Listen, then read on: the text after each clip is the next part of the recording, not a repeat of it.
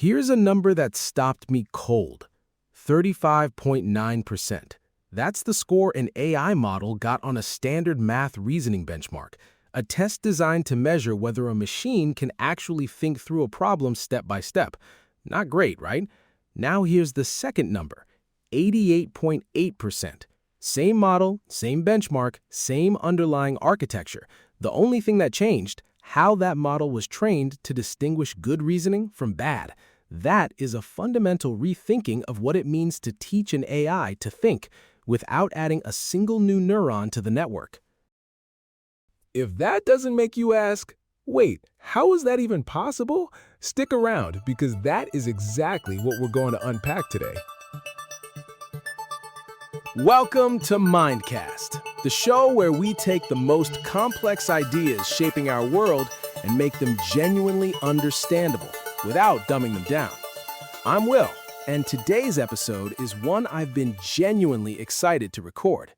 We're diving deep into a research report that came across my desk, and I have to be upfront: this report is not publicly available. It's exclusive academic research. What you're getting today is a synthesis and my own interpretation of cutting-edge thinking you won't find anywhere else. The report is titled, brace yourself, Epistemological Verification in Code Intelligence, a Comparative Analysis of Pretraining Curation, Preference Boundaries, and Automated Theorem Proving. That's a mouthful, but here's what it's really about.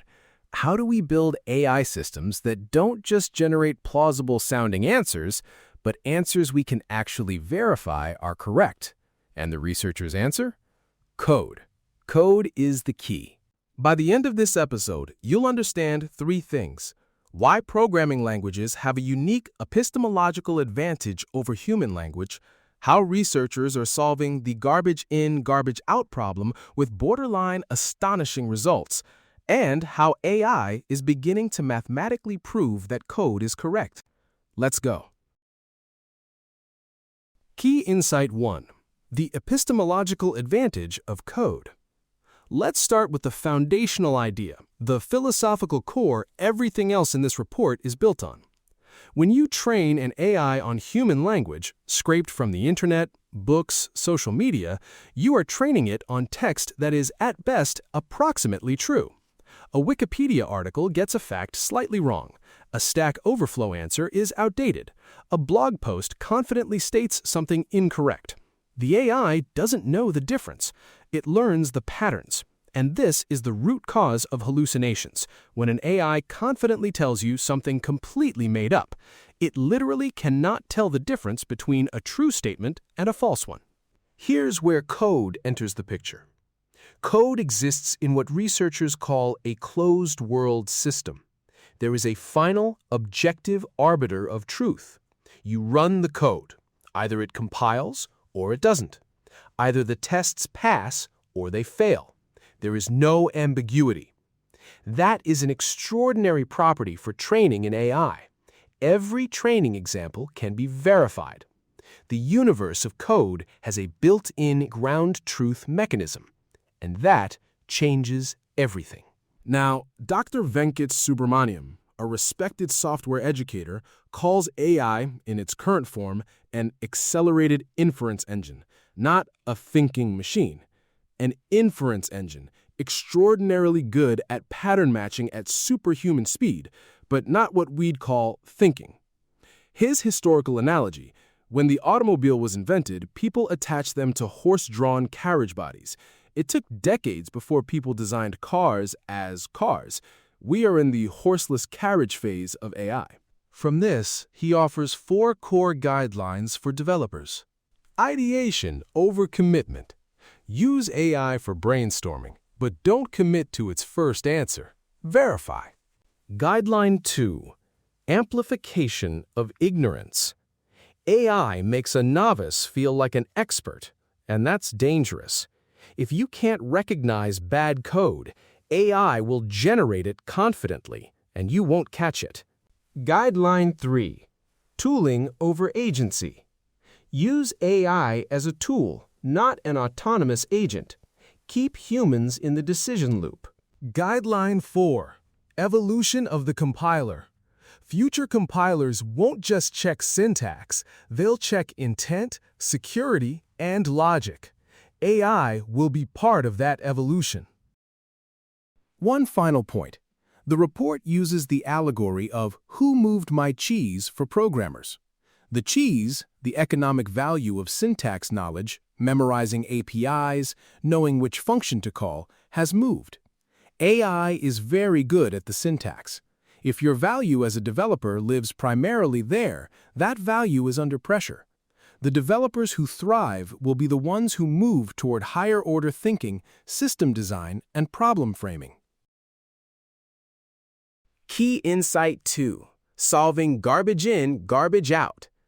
We've established that code has a beautiful closed-world property. You can verify it. But here's the catch. The internet is swimming in bad code. Think about every buggy script ever posted to a forum, every Stack Overflow answer from 2009 using deprecated libraries, every tutorial written by someone who half understood what they were teaching. Train your AI on that indiscriminately, and you get an AI that writes confidently broken code, because that's what most of the training data looks like. This is the garbage in, garbage out problem, and the researchers address it with a 3-tier curation hierarchy. Layer 1. Human compliance filters. Humans define broad rules, filter out problematic licenses, remove obvious spam, exclude non-executable files. A coarse sieve that removes the worst garbage but can't scale to billions of lines of code. Layer 2. Rule-based heuristics. Programmatic rules. Flag code with excessive comments. Filter files below a certain size. Exclude code that fails a basic syntax check. Fast and cheap at scale, but still blunt instruments. A rule can tell you a file is syntactically valid. It cannot tell you whether the logic is elegant or genuinely useful. Layer 3. Model-centric AI scoring. Researchers train a small, specialized quality scoring model whose only job is to evaluate whether code is high quality. They use a more powerful model, in some cases GPT-4, to generate quality labels on a curated sample, then train the smaller score on those labels. You're using AI to teach AI what good code looks like. With clean data in hand, the report introduces direct preference optimization, or DPO. Standard training show the model good examples and have it learn to replicate them. DPO goes further. Show it pairs of outputs, one good and one bad, and train it to prefer the good one while explicitly penalizing the pattern of the bad one. I think of it as subtractive optimization, not just a pull toward the correct answer, but a push away from the wrong answer. The researchers extended this with zero-shot contrastive prompting, prompting the AI to generate both a high-quality and a deliberately bad version of the same solution, using those pairs as preference training data. Zero human labeling required. And the results? On the GSM 8K benchmark, the model score jumped from 35.9 to 88.8%, a 52.9 percentage point improvement. Same model, just trained differently on better curated data with smarter preference learning. Human eval, which measures direct coding ability, improved by 5.5 percentage points. This completely upends the conventional wisdom that more data equals better AI. It's not just about more, it's about better, teaching the model the shape of correctness and the shape of failure simultaneously. Now we reach the most forward-looking section, and I genuinely think we are watching history being made in real time. What if, instead of just training an AI to write code, you put that AI inside a closed feedback loop with the very machine that can tell it whether the code works? Here's what that looks like in practice. The AI generates some code, you compile it. If it fails, you capture the error message and feed it back to the AI. The AI tries again. You run the tests. If they fail, you feed back the output. The AI refines, again and again. This is called a sandboxed execution loop, implemented in frameworks like RepoSit, Cycle, and commercial systems like Supercoder 2.0. The numbers are stunning. DeepSeek Coder v2 starts with a fixed success rate of 9 to 20%, correctly fixing broken code less than 1 in 5 times on the first try.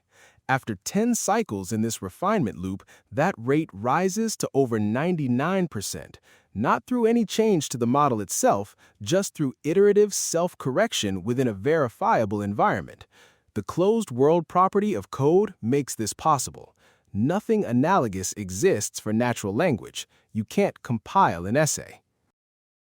But the researchers don't stop there, and this is where we enter genuinely science fiction territory, except it's happening right now. What if AI could not just write code that works, but mathematically prove that it works? Not test it, prove it, with the same certainty that 2 plus 2 equals 4. Formal verification languages like Lean, Daphne, and F-star allow you to write not just code, but a formal specification of what the code should do, alongside a mathematical proof that the code satisfies it. The marriage of generative AI with these formal proof systems creates what the report calls a zero-trust self-verifying loop. You start with a specification, a precise mathematical description of what your software must do. The AI generates two things simultaneously, the code itself and a formal proof that the code satisfies the specification. An independent proof checker with no hallucinations, no off days, certifies the proof. A verified compiler, proven to translate code correctly, completes the chain. Every link mathematically guaranteed. Here's the concrete moment that makes this real. Claude Code was recently applied to a formal verification task, and in a matter of days generated over 7,800 lines of machine-checked formal proof, work that would have previously taken a team of formal methods experts weeks, potentially months. And the report points to what's coming next. Energy-based reasoning models, or EBRMs. Instead of directly generating an output, the model learns an energy function, a scoring system over the space of possible outputs, searching for the solution most consistent with all known constraints. This is better suited for tasks requiring global consistency, where every piece of the solution must fit together perfectly, exactly what formal proof demands. We are watching, in real time, the emergence of AI systems that can verify their own work at a level of rigor that humans simply cannot match consistently. Okay, let me pull all the threads together and give you 3 concrete takeaways, things you can actually do with this information starting now. Takeaway number 1, your job is changing. Don't fight it. Redirect. The report is unambiguous. The parts of software development that involve memorizing syntax, knowing which library function to call, translating a well-understood requirement into code, these are being automated. Not tomorrow, now. If your entire value proposition is, I know how to write the code, you are in the same position as a typist who defined their value as, I type fast, when word processors arrived. The developers who will thrive are the ones who can do what AI still does poorly: understand the context of a problem, challenge the assumptions behind a requirement, design systems at a level of abstraction above the code itself, and critically evaluate AI output for subtle logical flaws that pass the syntax checker but fail in production. Double down on those skills. Takeaway number 2. The new superpower of this decade is specification engineering. To use the zero-trust self-verifying loop to take advantage of formal verification, you need to be able to write a specification. Most developers think in terms of write the code that does the thing rather than formally define what the thing must do. but the ability to write precise, unambiguous, machine-checkable requirements and to validate that AI output actually satisfies them is going to be an extraordinarily rare and valuable skill. Explore languages like Daphne, even at a surface level. Start thinking in terms of preconditions, postconditions, and invariants. You don't have to become a formal methods expert overnight, but you need to start. Takeaway number 3. AI plus formal verification equals the future of trustworthy software, and you need to understand why that matters.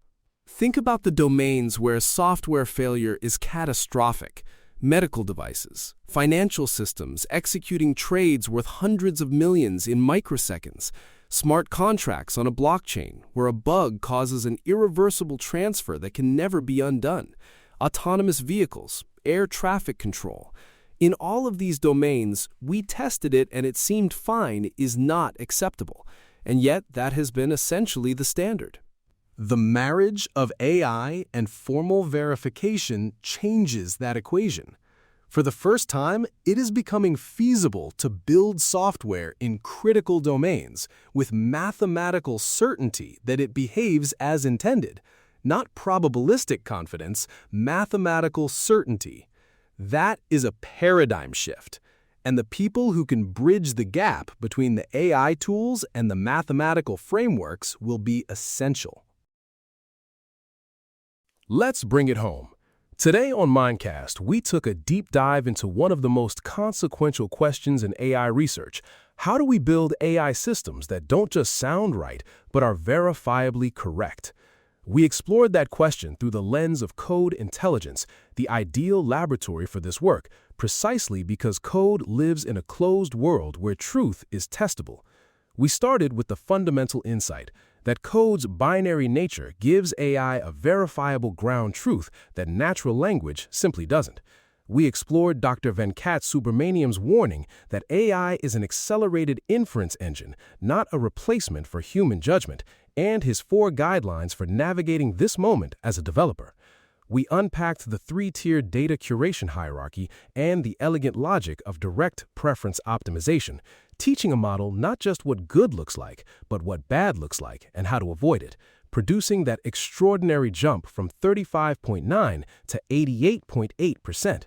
And we looked at the frontier, sandboxed execution loops that take a 9% fixed success rate to 99% through iterative self-correction, and the emerging marriage of generative AI with formal mathematical proof, where systems like Claude Code are generating thousands of lines of machine-checked proof in days. One important note before I let you go: the research we drew on today, Epistemological Verification in Code Intelligence, is not publicly available. It is exclusive research, and what you heard represents my synthesis and analysis. You won't find this breakdown anywhere else. If this episode sparked something in you, please do 3 things. First, subscribe to MindCast wherever you listen. We do this every episode. Take the hard stuff, make it real, and give you something you can actually use. Second, leave us a review. It takes 60 seconds and it means the world. It's how other curious people find this show. And third, think of one developer, one technologist, one curious person in your life who would benefit from hearing this. Send them this episode. The ideas we talked about today, the changing nature of programming work, the rise of specification engineering, the path to formally verified software, these are happening right now. The people in your life who work in tech need to be thinking about them. I'm Will. This has been MindCast. Go out there and think bigger, and I'll see you next time.